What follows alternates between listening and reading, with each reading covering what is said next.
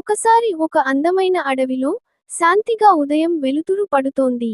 ఆ సమయంలో ఓ జింక నీళ్లు తాగడానికి వాగు వైపున నడుస్తోంది. అది చాలా అందంగా, తేలికగా అడుగులు వేస్తూ సాగుతోంది. అదే సమయంలో ఓ ఆకలితో ఉన్న సింహం దూరంగా దాగి గమనిస్తోంది. అది పొదల మధ్య నెమ్మదిగా కదులుతూ జింకవైపు వస్తోంది. జింక వాగు వద్ద ఆగి, తల వంచి నీళ్లు తాగుతోంది.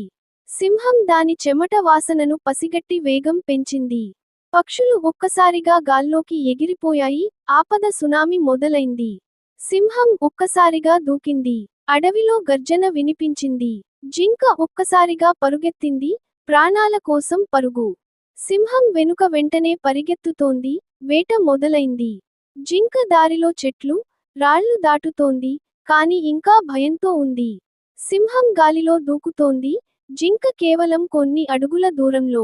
జింక తడబడి కింద పడిపోయింది, చివరి క్షణం వచ్చింది. సింహం దానిపై పడి దాన్ని పట్టేసింది, వేట పూర్తయింది. అడవిలో మళ్లీ నిశ్శబ్దం ఏర్పడింది. సింహం శాంతిగా వేటను చూస్తూ విశ్రాంతిగా పక్కన కూర్చుంది. ఇది ప్రకృతి సత్యం, బలవంతుడే జీవిస్తాడు.